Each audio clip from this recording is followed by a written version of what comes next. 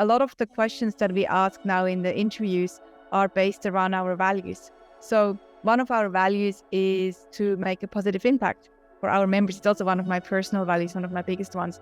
And so we would ask the question, for example, someone is sitting here and I would say, hey, Stephanie, when is the last time you made a positive impact? Or when was the last time you did something nice for someone? If Stephanie says, I don't really do nice things, I don't believe in making a positive impact, then I already know. I know, okay, one of our really big values is not going to match with that person. Are you familiar with the phrase, one bad apple spoils the whole barrel?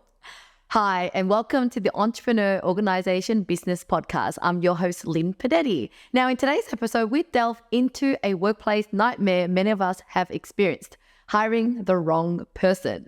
Well, my guest today is Franziska Iseli, a marketing and brand strategist, founder of Basic Bananas and Oceanlovers, mentor, author, and global speaker on brand strategy, courage, and impactful business. Today, Franziska shares how she struggled at letting go of bad stuff and how she finally found ways to hire better and fire better too.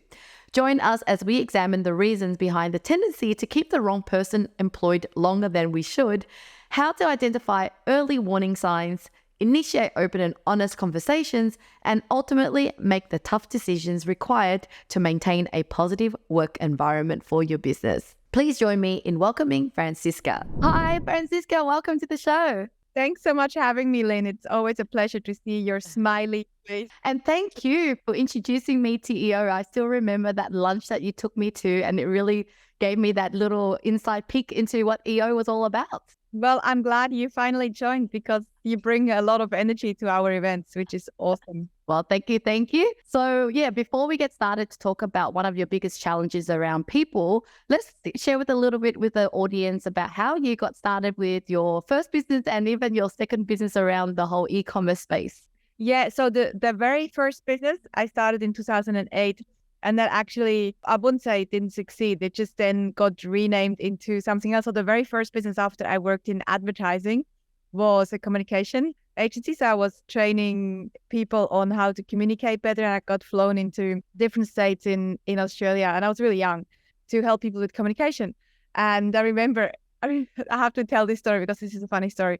This is me at the beginning, no idea about running a business. I knew marketing, communication, but no idea about running a business. I got invited to run a communication workshop in Perth, Western Australia. I'm living in Sydney, born in Switzerland. And they asked me how much it cost. And I charged them, including flights, 2,000 Australian dollars to fly across the country, which is already probably $500 at least. Had to pay for a hotel, did a session for them, half-day session, and I probably walked away with nothing. So that was my very first business. But then the year after that I realized that most people came to me for marketing support, and it was small businesses because my background is in marketing, advertising, and so which is part of communication. So we then renamed the business from Global Beat to Basic Bananas in 2009. And that's still now happening. And I'm still working with Basic Bananas, and we do marketing mentoring for small business owners. We've been doing that for 14 years now. 2016, I started a business called Oceanlovers, and it started without a product. It started just with a purpose, and the purpose was to inspire and motivate people to celebrate and protect our ocean. That was just a vision that I had while I was sitting in the ocean on my surfboard. And then maybe a year later, we had our first product, which was surf suits made from recycled materials.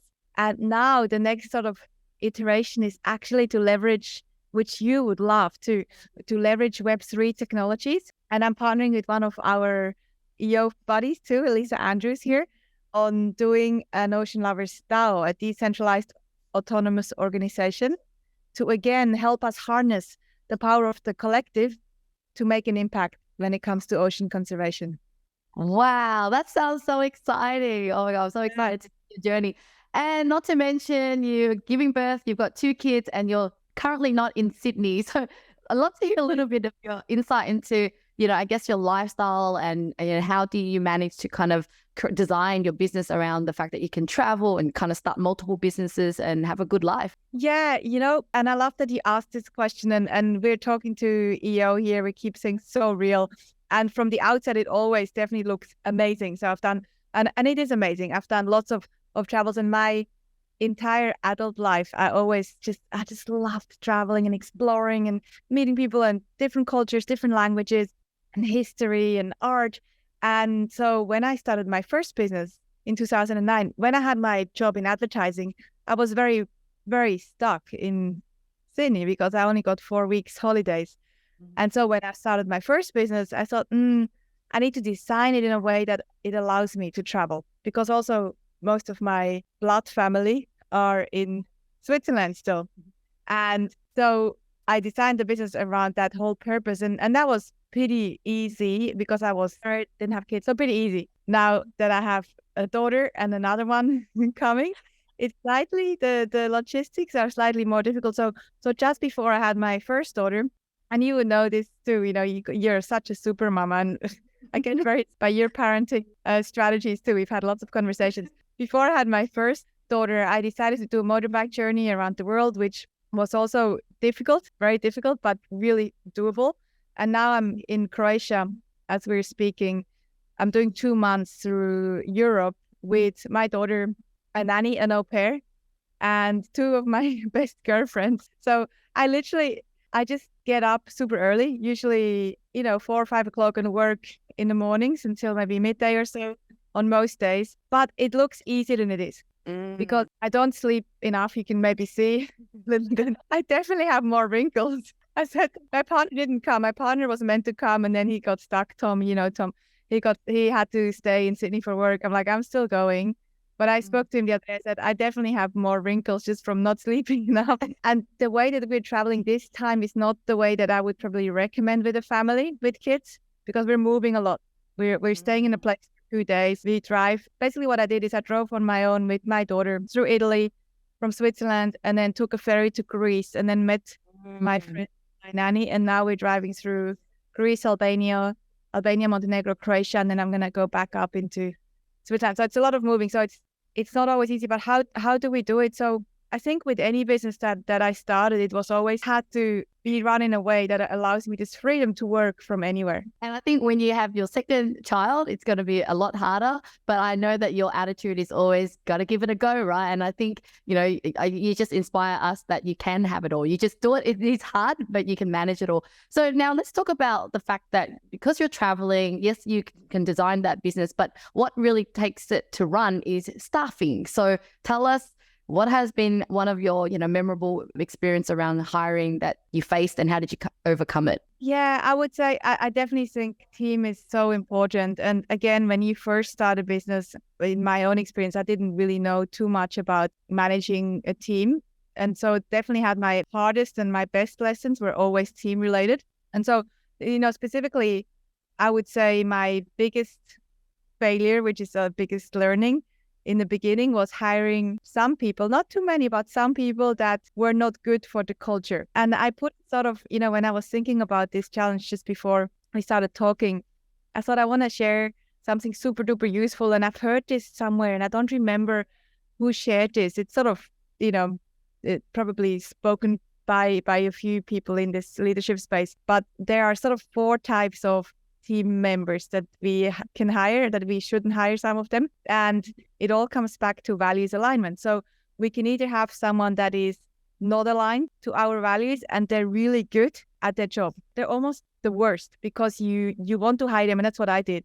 You want to hire them because they're really good at their job, but they don't fit into your value system. So what my specific example would be someone I hired years ago, maybe 10 years ago. She was really good at her job. I hired her to manage our agency. We used to have an agency, a branding agency, and she was really good at her job, but not values aligned. So not very optimistic, not very playful. And she only lasted maybe a year or 2, but the damage that happened in that year or 2 with my team was so big. I didn't even want to come into my office anymore. I would want to avoid my office because it was just, the vibe in there was so different. So that's the worst almost, but because it's the sneakiest, because you think that they're great, but they're not really values aligned. The second one is just easy to not hire, that they're not aligned and they're not good at the work. They don't have the experience. Easy. Don't really hire. Then we have, which is one of my favorite types to hire, we have the ones that are aligned and then maybe not quite at the level yet, but they are really open-minded to be trained. And I would say one of my all-time best team members, she left after 10 years last year because she moved out of Sydney, but I'm actually working with her again in a few weeks on a freelance basis. She was my best. She started super young. I can name her to Aga because she knows. She was super young. She didn't have a lot of experience in marketing, but just so aligned with our values and such a good heart and just so caring. She really ran the business at the end like it's her own.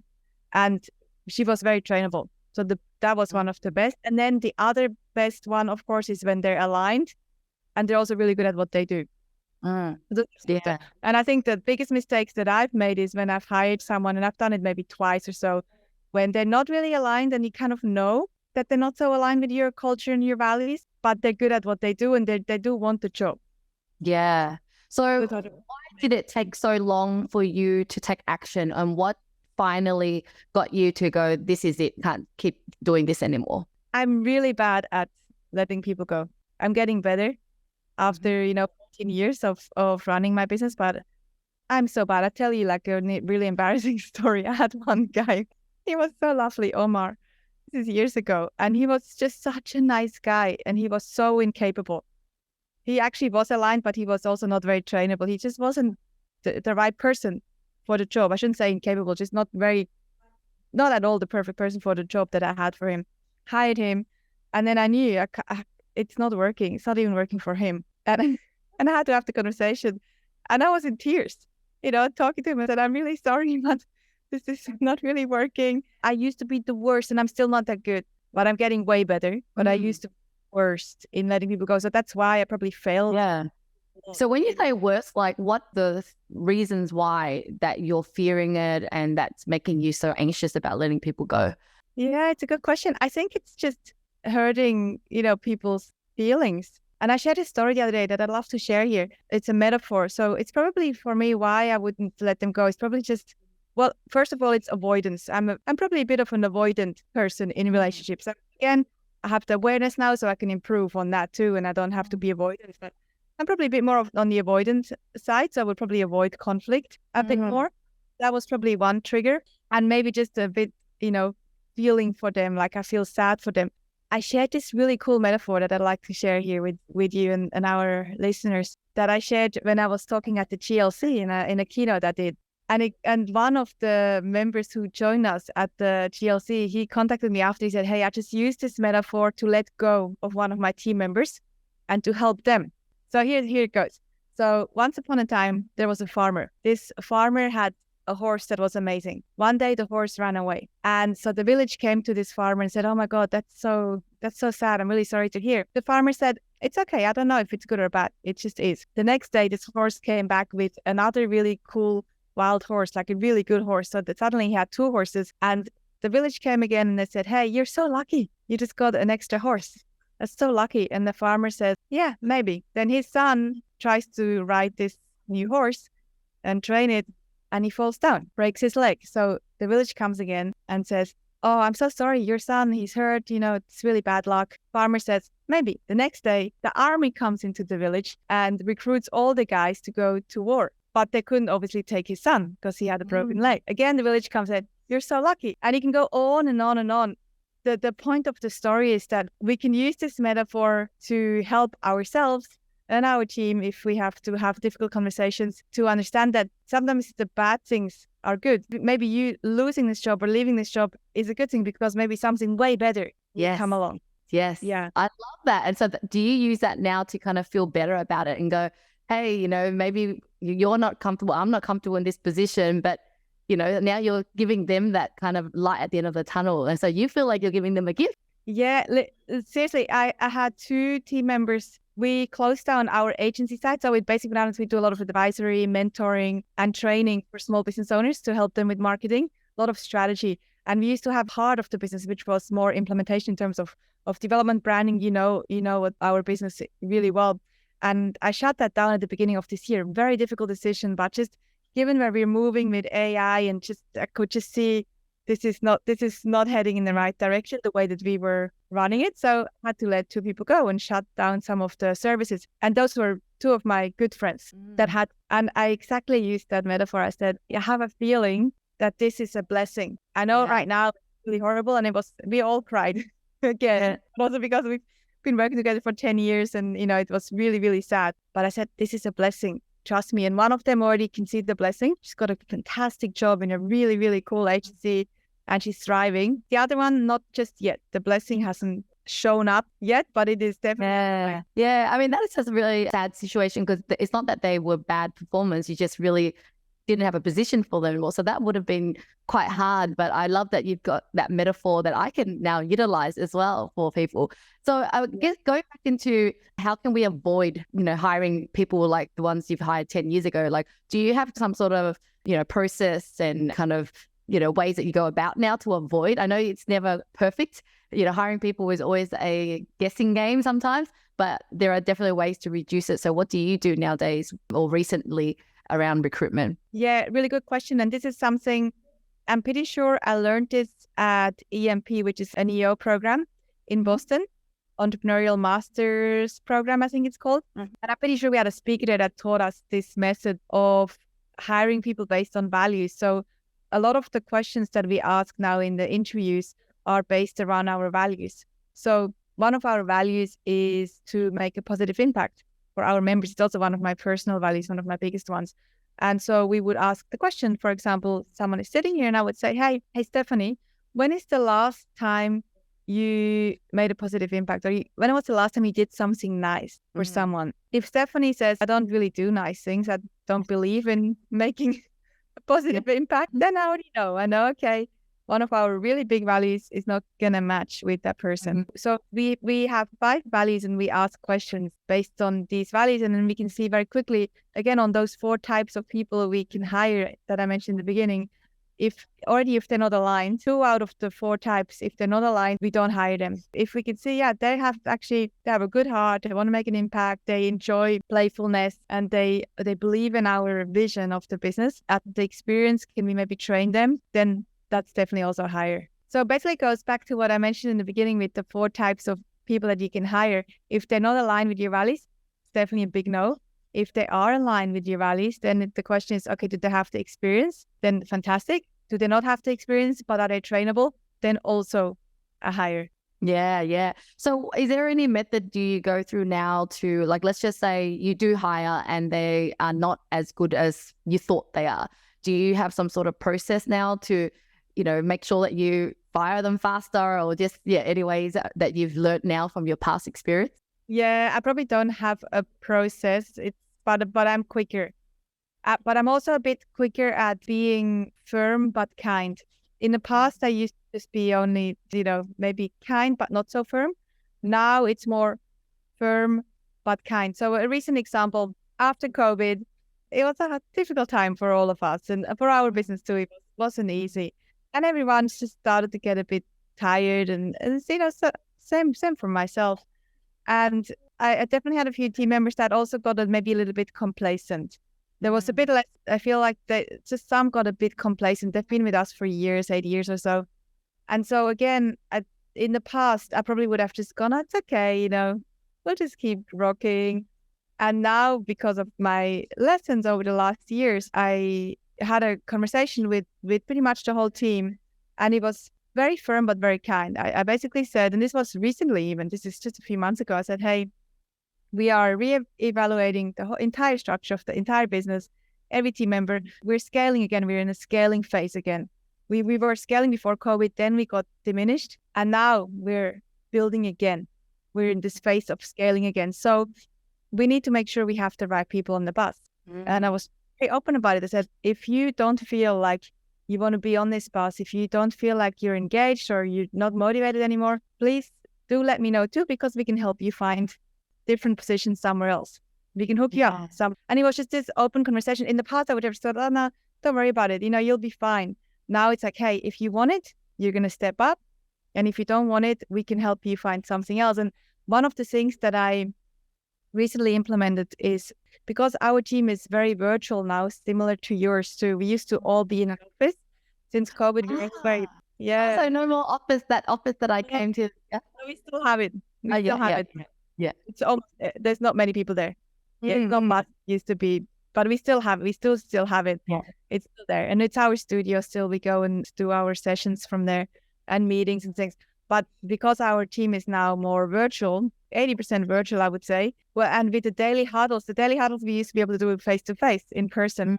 Now we use Google Chat. We used to use Slack. They're all great communication channels. So only just recently implemented a quick daily huddle on the chat, but because we have different time zones, again, it's difficult to meet. So I said, hey, every single person, just pop in your number one focus for the day.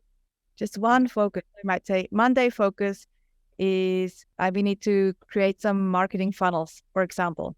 And that's it. And I feel like since we've done that, people are a bit more engaged again and also more focused. It's not just, we're just doing emails and admin. We're working on essential stuff that moves the needle. So that's been a really, really good lately. Yeah. I definitely do the same as well. I get everyone to fill out like an Excel spreadsheet, like a weekly huddle sheet, just so I can see everyone's goal for the week and etc. Because it just feels like as a leader, you want to see transparency because you have too many team members. You actually don't know what they're actually working on or they're reporting to other people. The other point that you made around the who wants to go on the bus, it reminded me of someone that I know of that actually gave money away and said, who here wants to stay or else you can go, and here's $5,000. And he really got to know who actually really wanted to be there or not. Yeah, I think Zappos does that too. The shoe company. So maybe the owner that I know of read the book Zappo. Actually, it was a book that he gave me, so he must have learnt it from the Zappo book. But that's all right. Well, actually, talking about books, do you have any recent books or books around leadership or people that you recommend that's really helped you? Most recentest book that I'm listening to on Audible is the Joe Dispenza one, Becoming Supernatural, I think it's called. So my recent, it's not really business related, but it's so business related.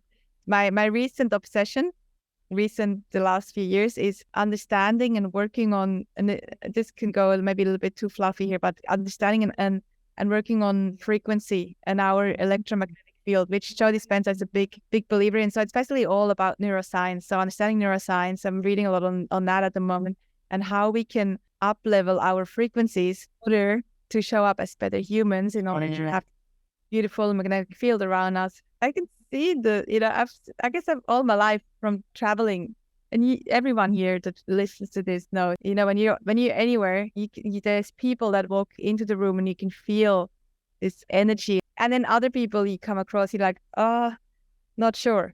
And it's all about frequency. Yeah, definitely. I have to tell you one more funny thing. I don't really watch, my daughter, she's only 2 and she doesn't watch stuff yet. She's not interested. And I'm kind of glad I don't give her stuff to watch on YouTube or whatever, even traveling. She's not interested, luckily, yet. It might come. But we had some rainy days in Italy, just her and I, sitting inside, going out, getting wet and then coming in. And I started watching because I don't really want to watch kids shows. Yeah. So I started watching these YouTube clips about animal communication. So especially one woman that is able to talk to animals telepathically. And it's not BS. You see the impact it has on these sometimes, really disturbed animals. And it's all about frequency. So I'm only bringing this up. She's talking about frequency. And if we can up level our frequency, which is back to the book, Joe Dispenza stuff, and there's other books like that, we are able to just tap into more of this knowledge to connect with any kind of things. I totally love that too. Is that all around quantum physics stuff, right? Like vibration, frequency. That's definitely my cup of tea. Well, thank you so much for sharing all those tips. Well, as we're coming to a close, I would love to ask you the question that I normally ask all my guests is, ultimately, what do you want the world to remember you for?